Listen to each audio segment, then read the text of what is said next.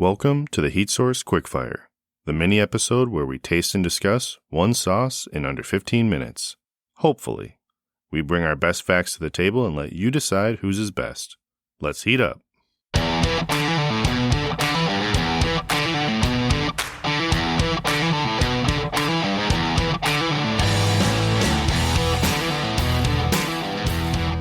right, welcome to the Heat Source Quickfire, where we catch up on sauces by makers we've already discussed in previous episodes. Today we are trying Sam sauce. There it Can't is. get that gravel. That gravel it's just not there. But we're trying his Trop'nero. But it's just an opportunity for us to do some quick mini episodes, get to try these sauces online, let you kind of see, and then we have a little fun game that we do with it as well. Throw out some facts. Each one of us picks what we think is a heavy hitter fact that kind of parallels the hot sauce in some way. And then we're leaving it up to you guys, the listener, to comment on the post when we release this episode. And you guys are going to vote on who you think has the best fact for these quick fire episodes. And I don't know if we'll keep track of it somewhere in public, but it definitely will be a discussion at the end of the year on who is the fun fact bringer of the fun, I guess I should say. Couple episodes in, and in my mind, I think we're tied right now. I think so. I think it's also, I look at my fun fact and tell you, like, I know which way it's going to go. Yeah, you might as well just lay down right now. So I'm okay. Don't have to be so aggressive with it. So this one, it's very unique. It's a lacto-fermented sauce, which I don't know how many fermented sauces we've actually had. I don't know if we've had any, but I'm going to mispronounce this, even though I just heard him say it. Atuolfo mango, habaneros, rice wine vinegar, distilled vinegar, water shallots, ginger, garlic, salt, preserved lime. And so it's going to be a unique sauce. Sam Hastings out of Austin, Minnesota has, just from episode 6, his sauce there was our highest rated sauce. So we're very excited to try these. We were excited when we first tried his last sauce. So it is a thinner sauce. I'm noticing that right off the bat. It is a very pale, like a pale yellow. And no disrespect. God. Color baby food. It's kind of got a... Like applesauce. Looks like applesauce. It does look like applesauce. It has an applesauce color to it. Ooh. I don't know what the heat level on this is going to be, but it's got habaneros in it. So this is that we talked about how we liked how his last sauce didn't go habanero, didn't go, I think we call it either like the obvious route. And then it's like, well, habanero is going to be next. Here's the obvious So one. here we go. Whoa. The texture. That is good. What am I thinking right now? Fish tacos. Fish tacos. So here's my thing. I think your go-to is going to be fish tacos. If anyone ever gives you a sauce, if we go to a show and both of us are there and they go, here, Mike, try this. This is the fish taco sauce you got to have.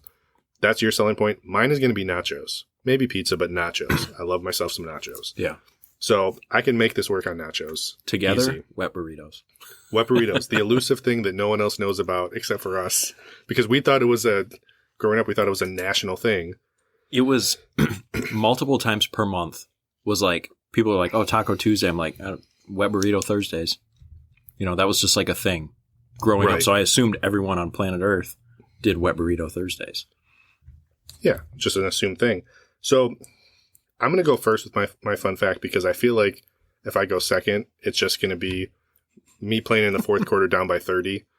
And I'd rather that beginning of the game when technically it's still a game because we're tied because it's 0-0. So I went tropical because Trop'nero, tropical.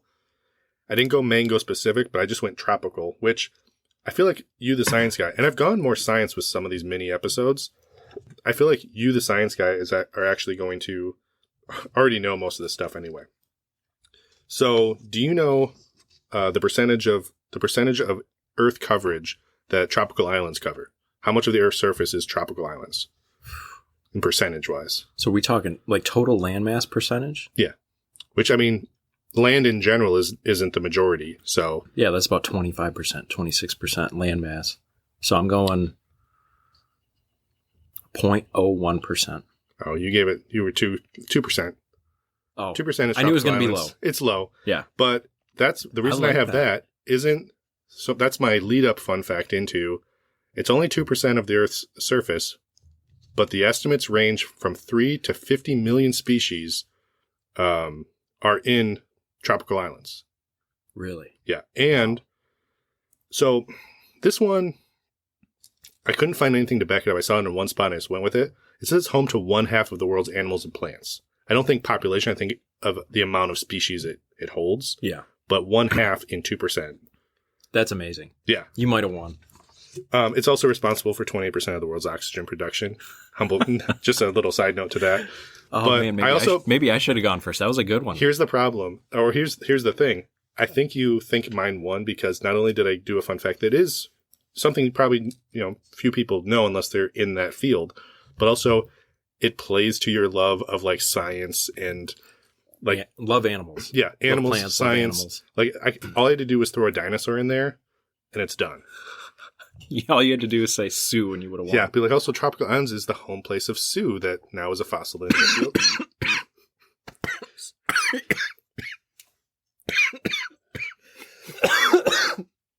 You said Sue, and it took my breath away. Oh man, that's spicy water. That's really good. All right, I think we're back. They have a little coughing fit there. I forgot. Wrong pipe. I got so excited. I forgot how excited you get when we talk about dinosaurs. So just inhaled the whole cup of water. This is a good heat. It's a little spicier than I thought it was going to be.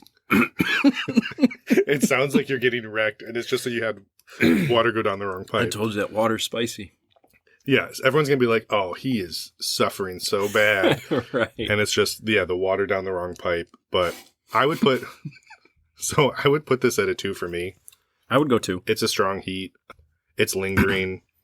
Yeah. It is something where we're doing a mini burst of episodes. We did just have a Reaper sauce, but I did feel comfortable after that it was neutral. Yeah.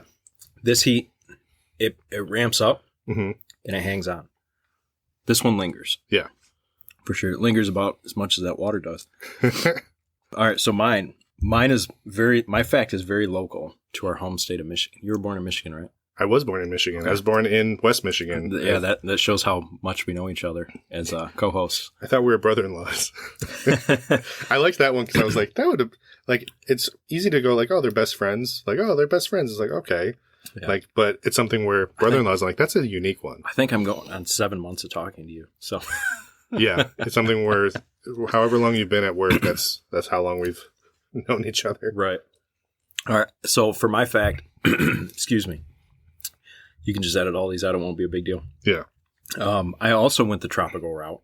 Cool. And when you think of tropical, what do you think of? I mean, I think of like, I've never been to a tropical island myself. Yeah. I think Galapagos. Yeah. I think is that tropical? Yeah. Okay. Yep. I think of Galapagos Islands. South, warm. Yeah. Oceany, palm trees. So do you associate Michigan with tropical at all? No, not at all. Okay. Michigan is home to a tropical fruit, totally wild and native. We actually have a city named after it, Paw Paw, Michigan. The pawpaw fruit is part of the family of tropical fruits called custard apples, and its cousins are popular throughout Central America and South America, which I believe are, oh my gosh, forgive me. I totally blanked on these ones, but it has tropical fruit cousins. But I've had them. There's actually there's a lot of pawpaws that grow along the Grand River. And I've had them, and it is a mix of mango, banana, and pineapple, but it's like a heavy custard is what the inside of it is. Phenomenal, absolutely phenomenal tropical fruit. If you're sitting on an island, if you're sitting in the Galapagos and someone handed you a pawpaw and said, eat our local fruit, and you ate that, you'd be like, man, that's really good. I'm coming back to the Galapagos for that. They grow wild in Michigan. No one cares about them. That's insane. Also, do you have any more to that fact? Because I have a fun fact off of that just in my head. That's about it. Pawpaw is also a line in Jungle Book. If you pick a pawpaw or a prickly pear, when you pick a raw paw, well, next time beware. That's pretty good. Not rehearse. I know. I was surprised that I was going to just say the first part, and then I just went with it. That's funny. But yeah, I just thought that was super unique that officially a tropical fruit is native to Michigan and grows in Michigan, so much so that a city is named after it. That is insane. And it tastes, if you ate it, it is a pineapple, banana, and a mango. And no one cares. I mean, is it even in like local grocery stores, or like they're not even? Not that I know of. I've never seen it in a store. The only ones I've had were wild along the Grand River. I went to Grand Valley and they have a wild pawpaw patch along the river there. And I used to go shake those trees till you knock one out. And it's like this is going to sound gross, but it's like a bean. That's about the size of a baseball. It only sounds gross to you. Yeah. No, I'm fine with beans. You have a giant bean, it's just less beans I have to buy. Yeah. It's like, oh, this is just one can of beans and a single bean. Yeah. But if you've never tried it, I'll go forage them. I think they come out late summer. But you're definitely the king of foraging from what I've learned. I still have to go back to those asparagus pins I dropped on the ditch in the highway. Do you do the morel hunts too? Oh, yes. I've never done one of those. I'd like to do one of those. I like mushrooms. Good luck with that because people aren't willing to give those up. Yeah. So I'll tell you about it. I might blindfold you, but don't get too hopeful. Cool. That's fair. It's a morel thing. It's not me being a jerk. It's a morel thing. Oh, no. I get it. Like, once something becomes popular and becomes, like, even people that aren't necessarily into it, it's like, oh, it's a popular thing. Now they're going to ramp up. But I'm a really big fan of the sauce. I really like that fun fact because I went, hey, I'm going to go outside of the country and find something like a fun fact, which there's a lot of things out there that just from going to, like, the Field Museum this last weekend, there's things out there that are so fascinating just to factually be what they are. But to know that something's that local, that's very, like... Yeah, and Grand Rapids is like the northern end of the Pawpaws Range. But, okay. I mean, that's a good chunk of Michigan where, we have a tropical fruit. I've known that Pawpaw is a city in Michigan, and I never really thought about the name of it. And the Pawpaw River, too. Oh, yeah? Yep. Did you total it yet? I totaled mine. I did not. I'll have to find out one of these times if I'm actually good at math, because I do it in a way that makes sense to me, but this is one where, again, Sam Sauce has our highest scored sauce with the, Piña de Nata. Piña de Nata. Yep, because we've actually just about to burn through our second bottle in, like, 2 weeks. Hold on, guess what that's going on tonight? Fish tacos. Fish tacos. You actually are doing a twofer where the last 2 episodes you're doing fish tacos. You did one for the Bandito sauce this weekend, and then you're doing another. Which, when you try the Bandito, it's not tropical.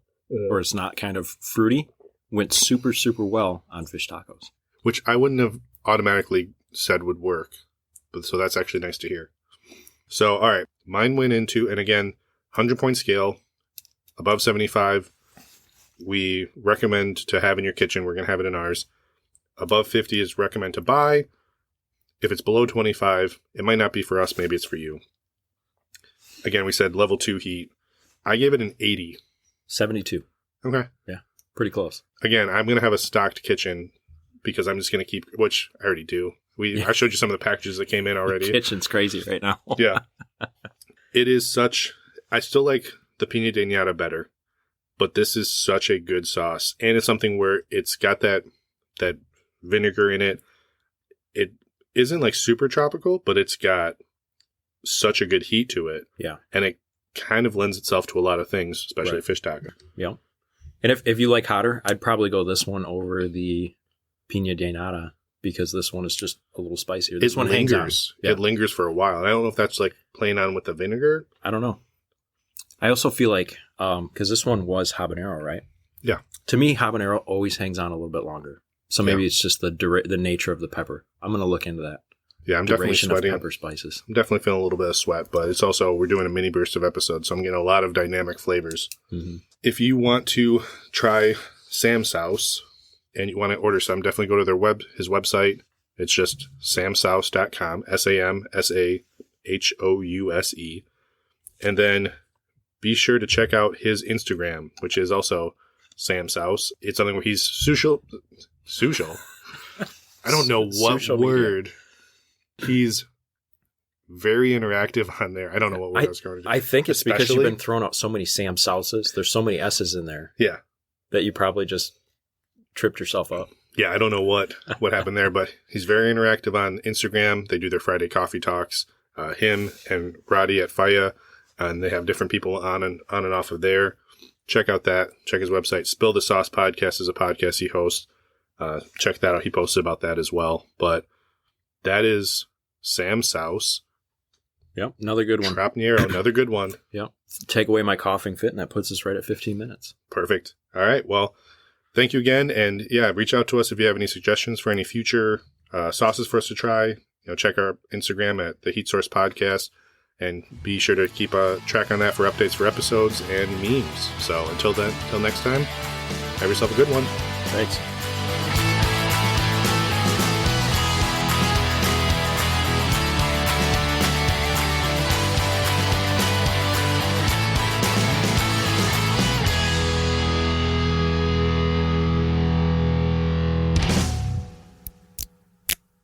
Short but sweet.